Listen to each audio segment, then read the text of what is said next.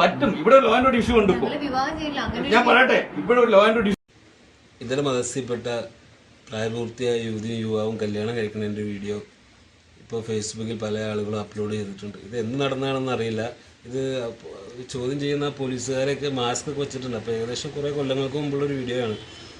അപ്പോൾ അതിനെതിരെ വന്നേക്കുന്ന കമൻറ്റുകളൊക്കെ വളരെ മോശം കമൻറ്റുകളൊക്കെയാണ്. അപ്പോൾ നമുക്ക് ആ വീഡിയോ ഒന്ന് കണ്ടുപോകാം.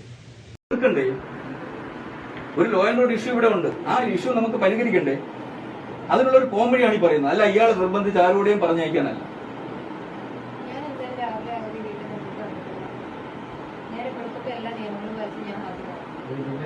പിന്നെ ഒരു ലാൻഡ് ഓർഡർ ഇഷ്യൂ നോക്കി ഇത് പേപ്പറുകാരൊക്കെ അറസ്റ്റ് ചെയ്ത് മാറ്റാൻ വേറെ നിയമം, അതൊക്കെ നിയമമുണ്ട്. പോലീസിന് ഒരുപാട് നിയമങ്ങളുണ്ട്.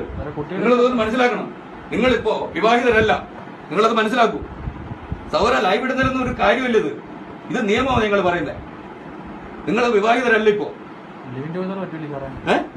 എന്താണ് സൗര ലിവിൻ ടുഗദർക്ക് പറ്റും.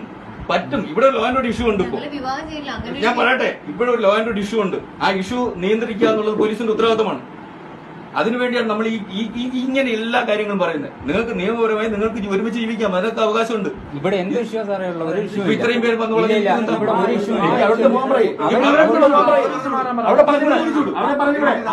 അവരെ പറഞ്ഞൂടെ? അവര് പോകണമെങ്കിൽ ഇതിന്റെ ചുറ്റുവട്ടത്ത് വേറെ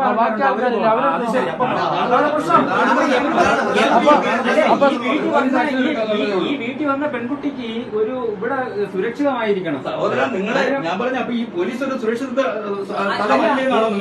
ഇവിടെ പോലീസ് പ്രൊട്ടക്ഷൻ കൊടുക്കും. ഞങ്ങൾ ഇവിടെ വീട്ടിൽ വന്ന് പോലീസ് പ്രൊട്ടക്ഷൻ കൊടുക്കും. ഈ പെൺകുട്ടിയുടെ ഇഷ്ടമുണ്ടെങ്കിൽ വിളിച്ചോണ്ട് വയ്ക്കോ, നിങ്ങൾ സാറന്മാരെ കൊണ്ടുവയ്ക്കോ. അത് ഞങ്ങൾ ആദ്യം മുതൽ പറയുന്നത്. ഞാൻ പറഞ്ഞത് പെൺകുട്ടിയോട് ന്യായമായി നടക്കാവുന്ന കാര്യങ്ങളാണ് പറയുന്നത്.